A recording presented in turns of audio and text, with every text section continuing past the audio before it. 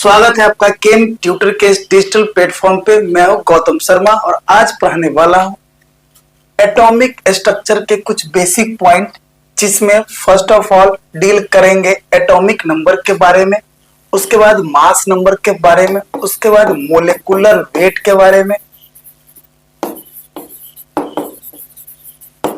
या molecular mass लिख लो आप,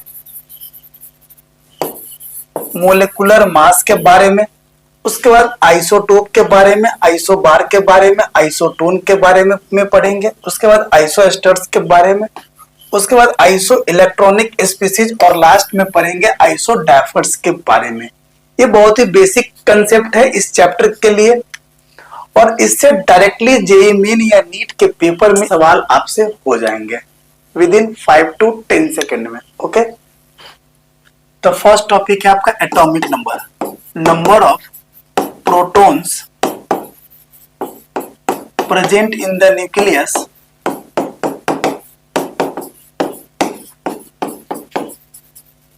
of an atom is called atomic number,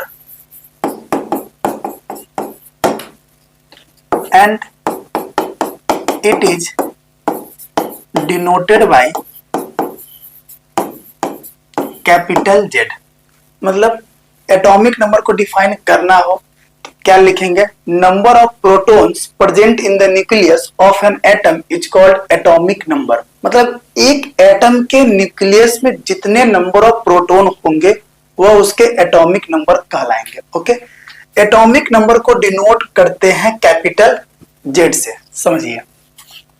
suppose that ये आपका न्यूक्लियस है और इसमें है प्रोटॉन और न्यूट्रॉन और ये आपका ऑर्बिट है, ये आपके एटम के ऑर्बिट है।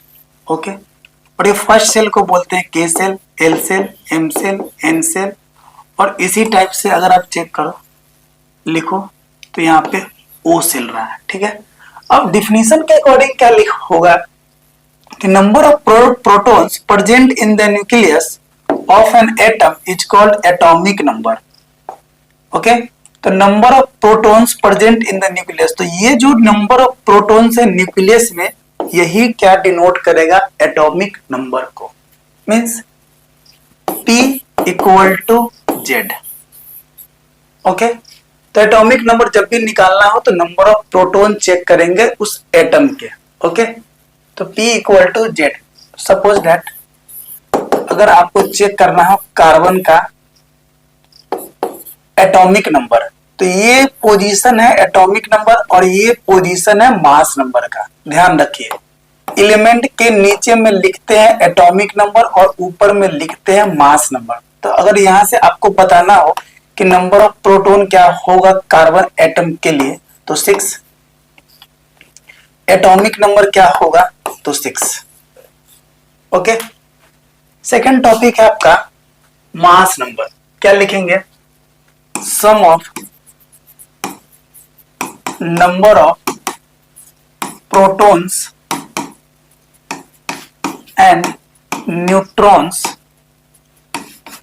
Present in the nucleus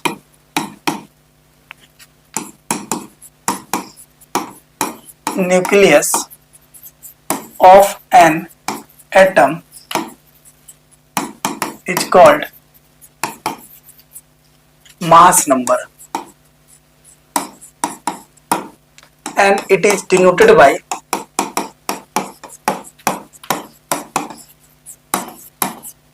capital A।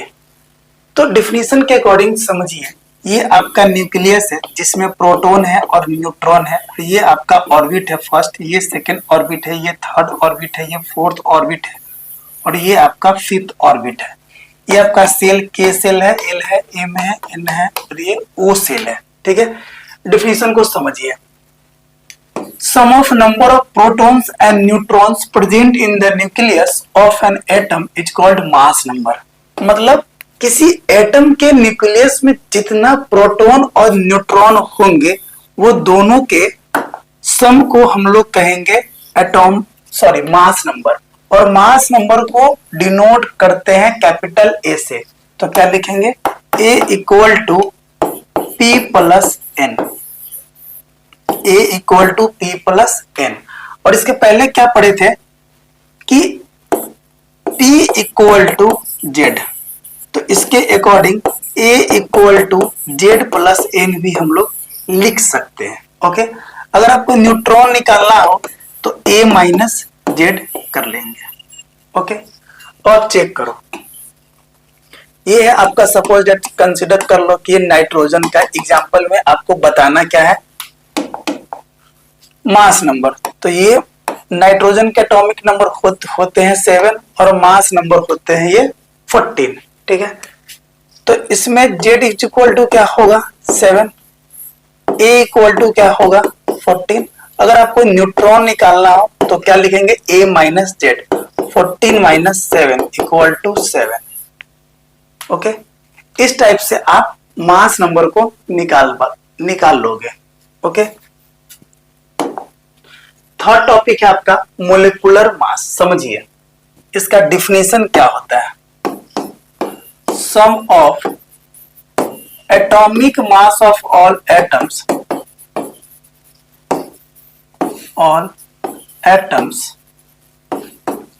present in the molecule या present in the compound are called molecular mass। Molecular mass लिखो या मोलर मास लिखो या मोलिकुलर वेट लिखो। केमिस्ट्री में मास और वेट दोनों सेम ही होते हैं। ओके, अब एग्जांपल पे आओ। सपोज दैट एक कंपाउंड कंसीडर कर रहे हैं AXPY, वेयर X क्या है, number of A atom, Y क्या है, number of B atom,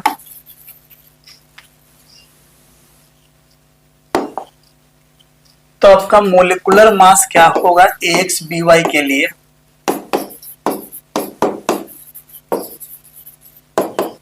X into atomic mass of A atom plus Y into atomic mass of B atom. और unit लिखते हैं हम लोग AMU या यूनिट्स, एटॉमिक मास यूनिट या यूनिट्स। ओके, अब आप एग्जांपल पे आ जाओ, एग्जांपल समझो।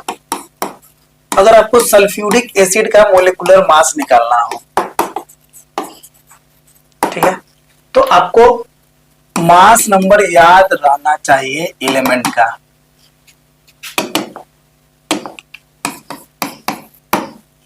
जैसे हाइड्रोजन का 1, सल्फर का 32 एंड ऑक्सीजन का 16। इस टाइप से आपको मास नंबर याद रहना चाहिए। ओके, तो मोलिकुलर मास क्या बनेगा सल्फ्यूरिक एसिड का, समझिए, बस कुछ नहीं करना है। मोलिकुल में एटम के नंबर को उसके मास नंबर से मल्टीप्लाई ये करेंगे और जोड़ते जाएंगे, सम करते जाएंगे। तो 2 इंटू 1 प्लस 1 इंटू, यहाँ कुछ नहीं है तो 1 है, 1 इंटू 32 प्लस 4 इंटू 16 AMU या यूनिट्स। तो 2 प्लस 32 प्लस 64 AMU या यूनिट्स। आप अगर सबको सम करोगे तो 98 आएगा, 98 AMU या यूनिट्स। ओके, थर्ड एग्जांपल लेते हैं हम लोग, फॉस्फोरिक एसिड H3PO4। अगर इसका मोलिकुलर मास निकालना हो तो आपको पता होना चाहिए मास नंबर, इस मोलिकुल में जो जो एलिमेंट प्रेजेंट है उस सब के मास नंबर आपको पता होना चाहिए। तो हाइड्रोजन का मास नंबर होता है 1, फॉस्फोरस का मास नंबर होता है 31 और ऑक्सीजन का मास नंबर होता है 16। तो इस मोलिक्यूल का, इस कंपाउंड का मोलिकुलर मास जो होगा वो होगा 3 × 1 + 1 × 31 + 4 × 16 AMU या यूनिट्स। तो क्या लिखोगे? 3 + 31 + 64 AMU या यूनिट्स। तो क्या बनेगा? 4, 5 और 3, 8 और 6 और 3, 9, 98 AMU या यूनिट्स। ओके, इसी टाइप से अगर निकालना हो वाटर मोलेकुल का, तो इसमें ऑक्सीजन 1 है, तो इसका मोलिकुलर मास जो होगा 2 × 1 + 1 × 16 AMU या यूनिट्स। ऐड करोगे तो कितना आएगा? 18 AMU या यूनिट्स।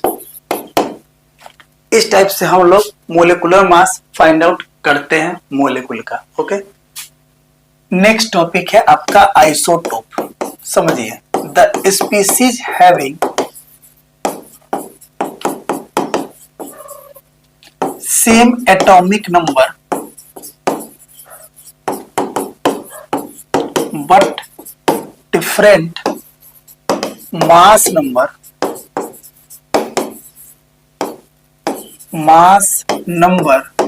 are called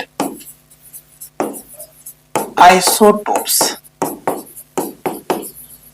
जब भी आइसोटोप्स फाइंड आउट करते हैं, समझते हैं, तो कंपेयर करते हैं एक दूसरे स्पीसीज से। ओके, सपोज दैट आप एग्जांपल कंसीडर करो, प्रोटियम 11, ड्यूटेरियम 12 और ट्राइटियम 13।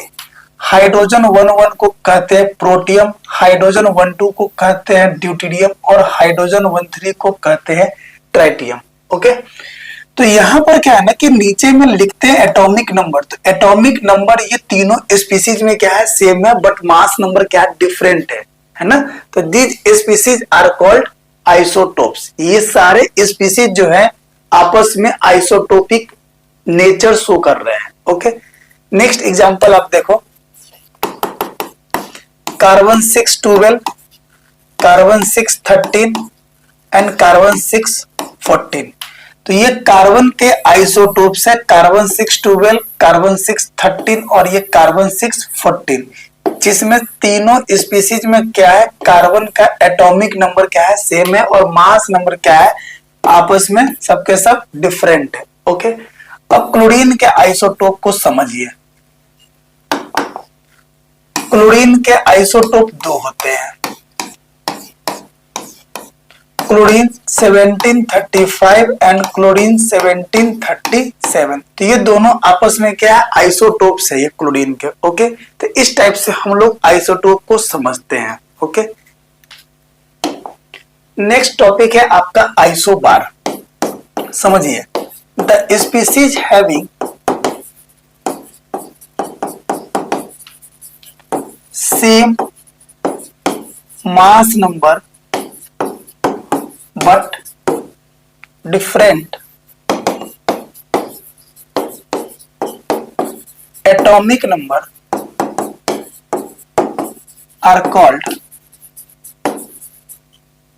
isobar। है ना। जब स्पीसीज में मास नंबर क्या हो?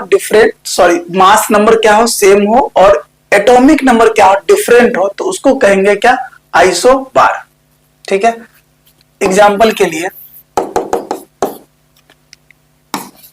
ऑर्गन 1840 एंड कैल्शियम 20 और ये 40। यहां पर समझो, ये ऑर्गन का एटॉमिक नंबर क्या है? 18 है, और ये कैल्शियम का एटॉमिक नंबर क्या है? 20 है। बट ये दोनों स्पीसीज में क्या है ना कि दोनों का मास नंबर क्या है? सेम है। तो ये दोनों आपस में क्या है?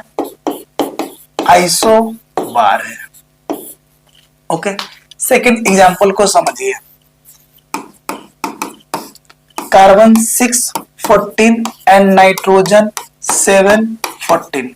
तो यहाँ पे कार्बन और नाइट्रोजन में दोनों में क्या है ना कि एटॉमिक नंबर डिफरेंट है बट मास नंबर क्या है, सेम है, तो दोनों आपस में क्या है, आइसोबार है। ठीक है, तो इस टाइप से हम लोग आइसोबार को समझते हैं। ओके, नेक्स्ट टॉपिक है आपका आइसोटोन। समझिए, the species having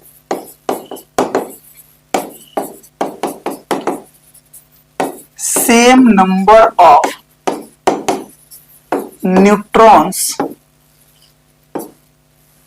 neutrons are called isotones. Okay, example को समझिए। Hydrogen 1 3 and helium 2 4। न्यूट्रॉन कैसे निकालते हैं, mass number minus atomic number से, तो 3 - 1 इक्वल टू 2। और इस स्पीसीज में अगर न्यूट्रॉन निकालो तो A - Z 4 - 2 इक्वल टू 2। तो यहाँ पे दोनों में क्या है, मास नंबर क्या है, सेम है, तो ये दोनों आपस में क्या है, आइसोटोन्स है। ओके, आगे समझिए, नेक्स्ट एग्जांपल को समझिए। Potassium 1939 and calcium 2040। तो यहां से अगर आप न्यूट्रॉन निकालोगे तो 39 - 19 इक्वल टू 20, और यहां से न्यूट्रॉन निकालोगे तो 40 - 20 इक्वल टू 20। तो ये दोनों स्पीसीज में क्या है, नंबर ऑफ न्यूट्रॉन सेम है, तो ये दोनों आपस में क्या है, आइसोटोन्स है। ओके, तो इस टाइप से हम लोग आइसोटोन को समझते हैं। नेक्स्ट टॉपिक है आपका आइसो इलेक्ट्रॉनिक स्पीसीज। समझिए, the species having same number of electrons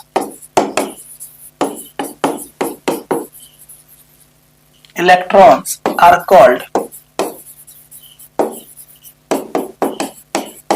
iso electronic species.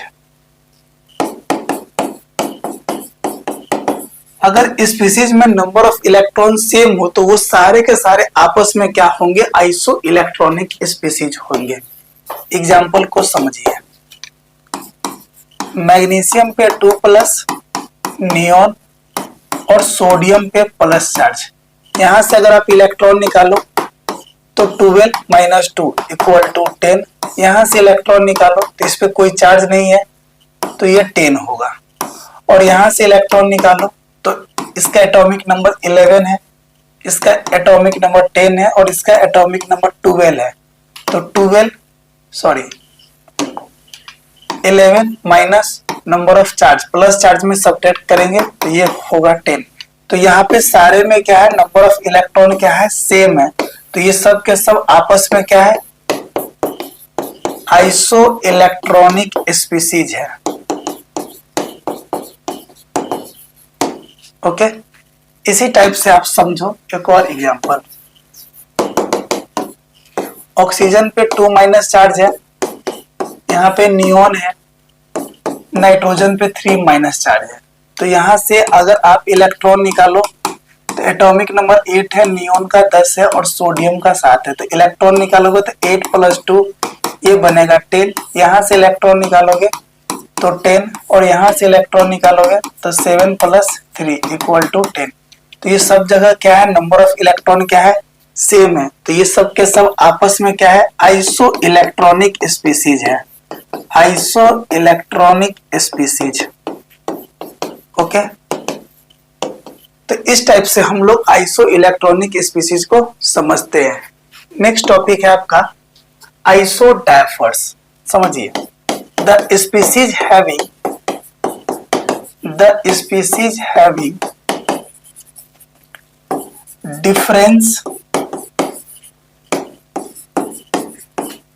difference of the number of neutron and proton are called are called isodiaphers, isodiaphers. ठीक है, एग्जाम्पल को समझो। यहां पर क्या है ना कि n माइनस पी का वैल्यू जो होना चाहिए वो सेम आना चाहिए। ओके, n माइनस पी जो होना चाहिए वो सेम आना चाहिए। एग्जाम्पल को समझिए आप। एग्जाम्पल अगर लिया जाए तो आप यहां पे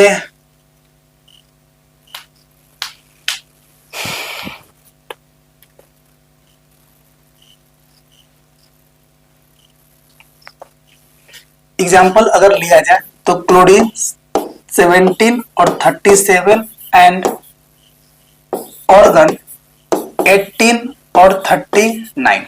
समझिए, यहां से अगर आप न्यूट्रॉन निकालोगे तो न्यूट्रॉन इक्वल टू 37 माइनस 17, 17 इज इक्वल टू 20, और यहां से न्यूट्रॉन निकालोगे तो 39 माइनस 18 इज इक्वल टू क्या बनेगा आपका 21।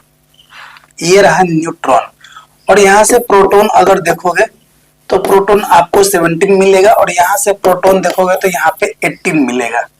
तो इस केस में आप समझो n माइनस पी, तो n माइनस पी बोले तो 20 माइनस 17 इज इक्वल टू कितना मिल रहा है 3।